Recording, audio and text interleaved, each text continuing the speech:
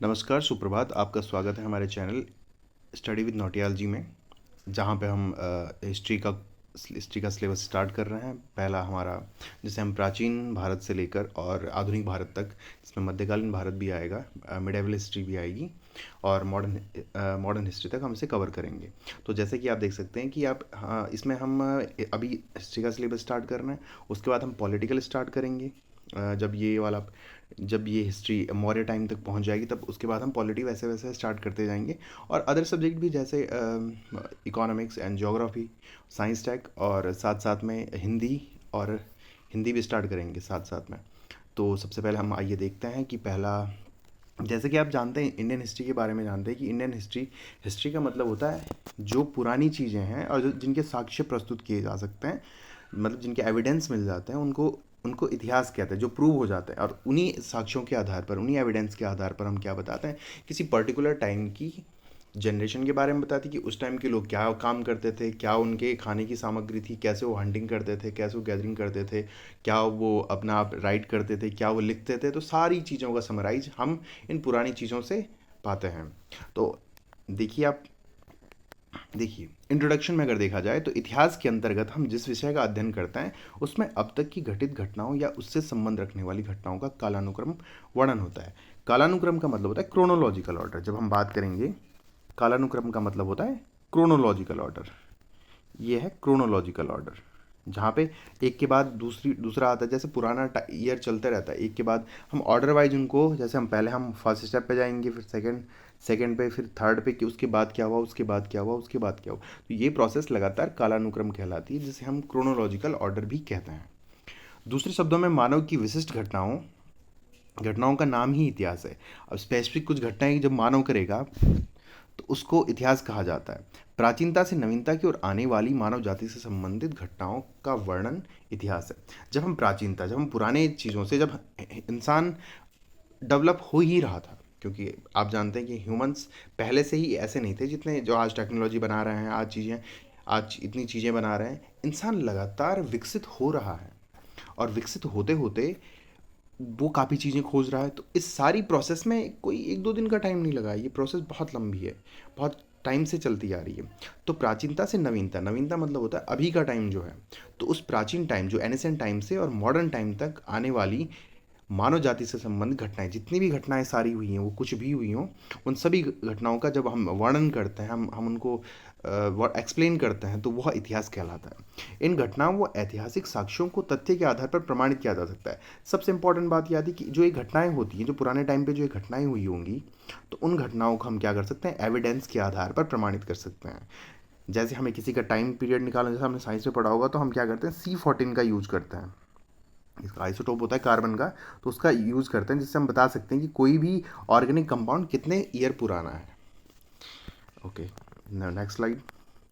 Okay, now Indian history. अब जब बात करते हैं इंडियन हिस्ट्री की, तो इंडियन हिस्ट्री को जनरली 3 पार्ट में डिवाइड किया जाता है।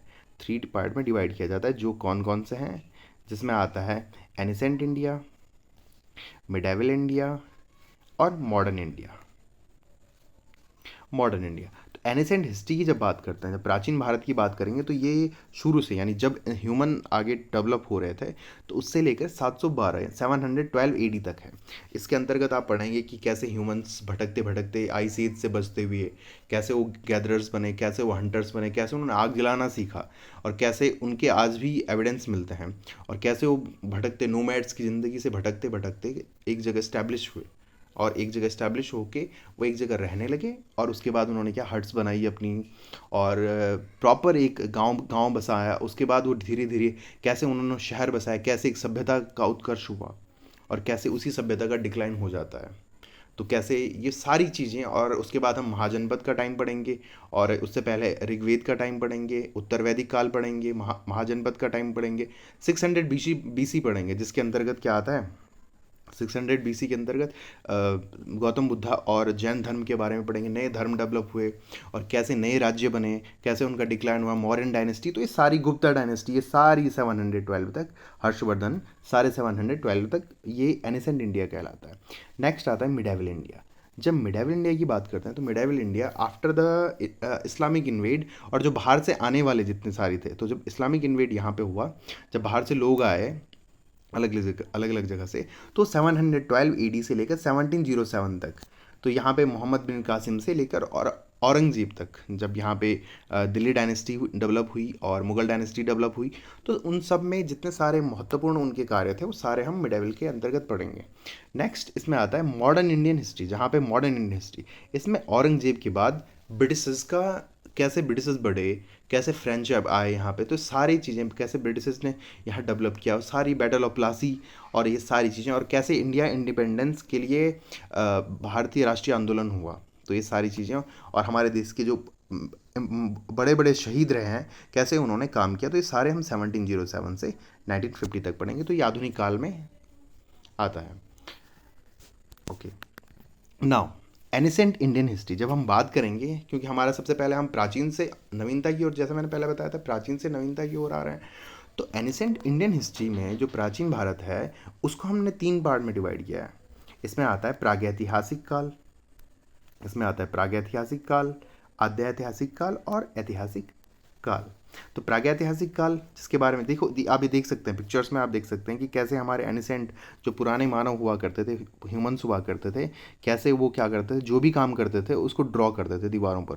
जैसे इन्होंने ड्रॉ किया, ये प्रॉपर इन्होंने, यहाँ पे कोई जानवर है, ये कोई जानवर है और इसके बाहर ये इसको शिकार कर रहे हैं चारों तरफ से, और ये आप देख सकते हैं इसमें भी इन्होंने इसका शिकार किया है, यहाँ पे देखिए, और इसको ड्रॉ किया। तो ऐसी आपको काफ़ी जगहों पे एनिसेंट टाइम की जो ड्राइंग है वो मिल सकती है, और वो साइट्स होती हैं, पुराने टाइम की साइट्स होती हैं। नाउ अब बात करते हैं प्रागैतिहासिक काल। वह समय है जिसके लिए कोई लिखित सामग्री उपलब्ध नहीं है, जिसमें मानव का जीवन अपेक्षाकृत सभ्य नहीं था, जिसमें मानव का जीवन अपेक्षाकृत सभ्य नहीं था, प्रागैतिहासिक काल कहा जाता है। तो सबसे इंपॉर्टेंट बात, क्योंकि उस टाइम का जो ह्यूमन था वो प्रॉपर राइट करना नहीं जानता था, वो उस पर कोई लिपि नहीं थी, या वो या जो समझाना चाहे वो हम समझ नहीं पा रहे हैं अभी तक। तो वो क्या करता था, ड्रॉ करता था चीज़ें, प्रॉपर वर्ड नहीं ड्रॉ करता था, प्रॉपर कुछ चीज़ें बनाता था, उसी के आधार पर हम क्या करते हैं, उस टाइम के बारे में जानते हैं। नाउ भारत में पाषाणकालीन सभ्यता की खोज का कार्य सर्वप्रथम 1863 ईस्वी में, 1863 ईस्वी में, ये 1860 इसमें आरंभ हुआ, जब भारतीय पुरातत्व सर्वेक्षण विभाग के विद्वान रॉबर्ट ब्रूस फुट ने पल्लावरम मद्रास से पूर्व पाषाण काल के उपकरण पठार की हाथ की कुल्हाड़ी प्राप्त की। तो सबसे इंपॉर्टेंट बात जो ये आता है यहाँ पे, सबसे इंपॉर्टेंट बात जो देखने योग्य बात है वो भारतीय पुरातत्व सर्वेक्षण, इसको ASI कहा जाता है, आर्कियोलॉजिकल सोसाइटी ऑफ इंडिया, और ये स्टैब्लिश हुआ था 1861 में। तो ये आपको नोट करना है, 1861 में ये इस्टेब्लिश हुआ था, और इसके जो फाउंडर थे, इसे जो फाउंडर थे वो थे लॉर्ड कनिंघम, लॉर्ड कनिंघम,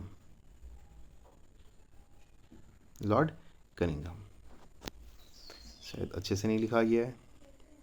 और इस टाइम में जो वाइस राय थे वो थे लॉर्ड कैनिंग, तत्कालिक जो वाइस राय थे इंडिया के वो थे लॉर्ड कैनिंग, लॉर्ड कैनिंग, तो फिर लिखा सही से नहीं जा रहा, लेकिन आप समझ लीजिए, लॉर्ड कैनिंग तत्कालिक वाइसराय थे, और लॉर्ड कनिंघम ने इसे एस्टैब्लिशमेंट किया था आर्कियोलॉजिकल सोसाइटी ऑफ इंडिया। इसका काम यही है कि इंडिया में जितनी सारी पुरानी चीज़ें हैं उनको रिस्टोर करना, उनके बारे में जानना, और इंडियन हिस्ट्री को एक नए सिरे से बताना। तो इसी के अंतर्गत रॉबर्ट ब्रूस ने काम कर रहे थे। रॉबर्ट ब्रूस जब काम कर रहे थे तो उन्होंने पहली बार मद्रास, जो नाउडेज तमिलनाडु में है, मद्रास जो चेन्नई के नाम से फेमस है, से की एक जगह है पल्लवरम, जहाँ से इन्होंने पुराने टाइम की पठार के हाथ की कुल्हाड़ी, जिसको हैंडेक्स कहा जाता है, तो हैंडेक्स एक ऐसी कुल्हाड़ी सी होती थी जिसके आगे स्टोन बना रहता था और पीछे उस पर कोई वुड का, तो ये स्टोन था और यहाँ पे वुड का बना हुआ था, और वुड से उसका हैंडल बना हुआ था। तो ये सारी चीज़ें कहाँ से, ये रॉबर्ट ब्रूस ने कहाँ से ढूंढी, मद्रास से। तो ये कुछ साक्ष्य हैं जो बताते हैं कि उस टाइम के लोग कैसे अपना शिकार करते थे।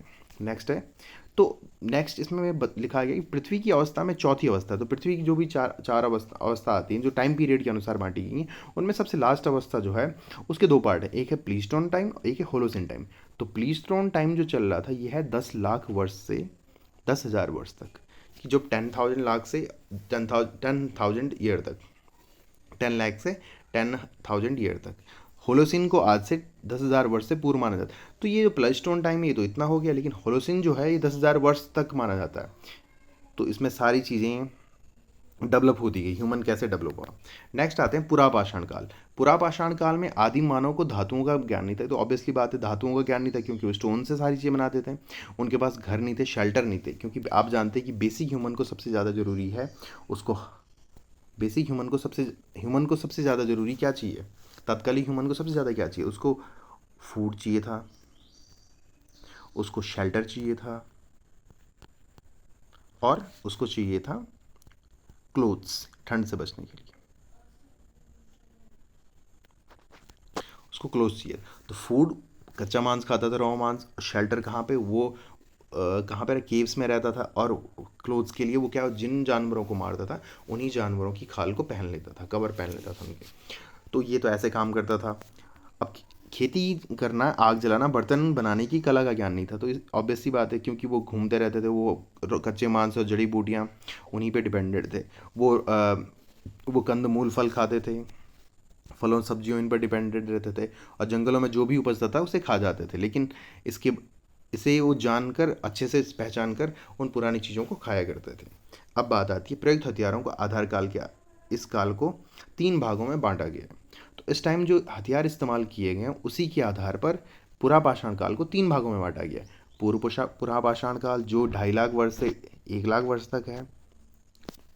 मध्य पुरापाषाण काल जो 1 लाख वर्ष से 40,000 ईस्वी पूर्व तक है। और उत्तर पुरापाषाण काल जो 40,000 से 10,000 ईस्वी पूर्व तक है। तो जो भी एविडेंस यहाँ पे आर्कियोलॉजिस्ट को मिला है, उसके आधार पर इन्होंने इस टाइम पीरियड को डिवाइड किया है अलग अलग आधार पर, क्योंकि उन्होंने देखा होगा कि ये चीज़ें जो उनके वेपन से वो भी डेवलप हो रहे थे, तो ये अलग अलग टाइम पे इनको बांटा गया है।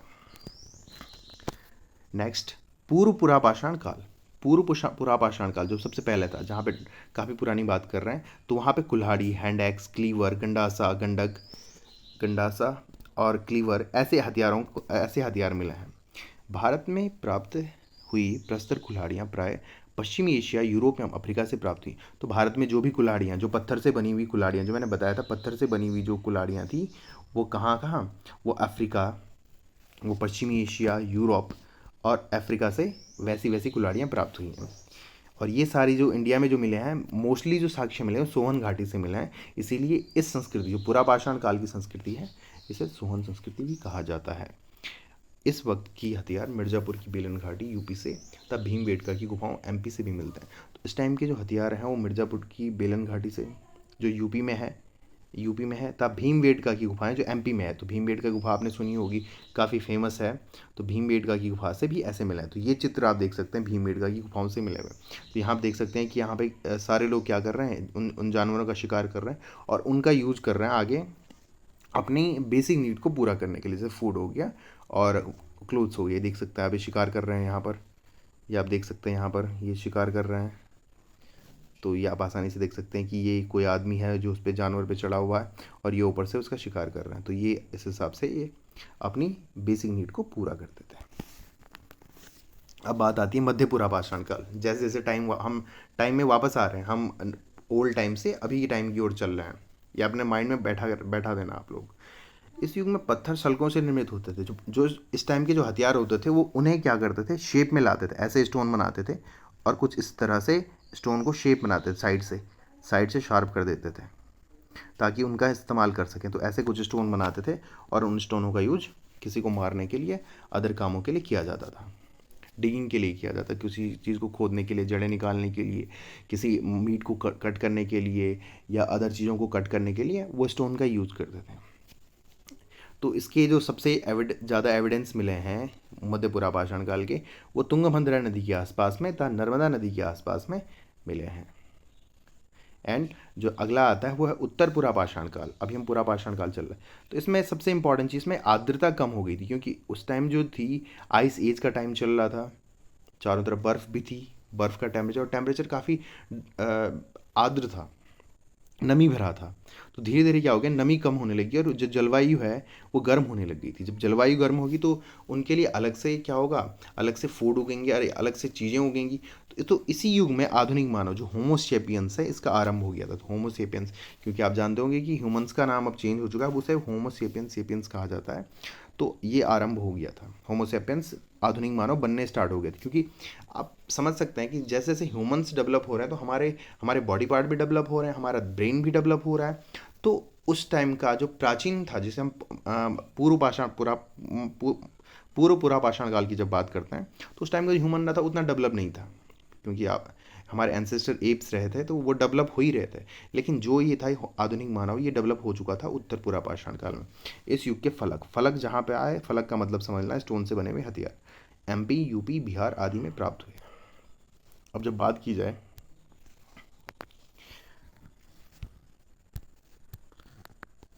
तो ये आप देख सकते हैं पुरा पाषाण काल के हथियार, ये इनसे बने हुए हथियार हैं।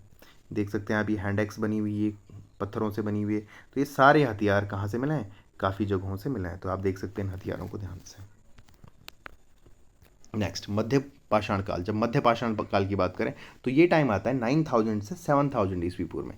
इस टाइम के जो ह्यूमंस थे वो क्या करने लगे थे? क्योंकि ह्यूमन डेवलप होने लगे, जैसे हमने प्रीवियस सेक्शन में बताया कि ह्यूमंस डेवलप तो हो रहे थे और उनका ब्रेन भी डेवलप हो रहा था, लेकिन साथ साथ में ह्यूमंस क्या करने लग गए थे?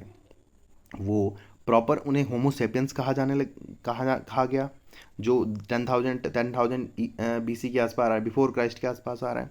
तो उनको क्या कहा गया? उनको होमोसेपियंस कहा गया। उसके बाद ये क्या करने लगे थे? अपने दिमाग का इस्तेमाल करके शिकार करने लगे थे, मछली पकड़ने लग गए थे, कंदमूल का संग्रह करते थे। सबसे इंपॉर्टेंट जो यहाँ पे आ रही है, वो संग्रह करते थे और अपना पेट भरते थे। उसके बाद इस युग के जो टाइम पीरियड है वो कहाँ कहाँ से मिला है? वो मिला है राजस्थान से, दक्षिणी उत्तर प्रदेश से, मध्य पूर्वी भारत से, कृष्णा नदी के दक्षिण में बहुतायत में मिला है। तो जो कृष्णा नदी है, कृष्णा नदी के साउथ में, जो साउथ इंडिया जो आता है, इंडिया का साउथर्न पार्ट है जो, जहाँ से आता है, तो वहाँ पे काफ़ी मात्रा में यहाँ की एविडेंस मिले हैं। मध्य प्रदेश में आजमगढ़ और राजस्थान का बागोर पशुपालन का प्राचीनतम प्रमाण प्रस्तुत करता है। मधदा यूपी से बड़ी मात्रा में हड्डी और सींग की उपकरण प्राप्त हुए। तो ये मध्य पाषाण काल के बारे में डिटेल है। तो थैंक यू, आपका बहुत बहुत शुक्रिया। तो आप चैनल सब्सक्राइब कीजिए और बेल आइकन मत दबाइए, और जितना भी हो सके उतना शेयर कीजिए। इसकी नेक्स्ट वीडियो जो नवपाषाण काल और ताम्र संस्कृति, हम नेक्स्ट सेशन में अब डालेंगे, और ये लगातार शेयर करते रहिए। Thank you, have a good day.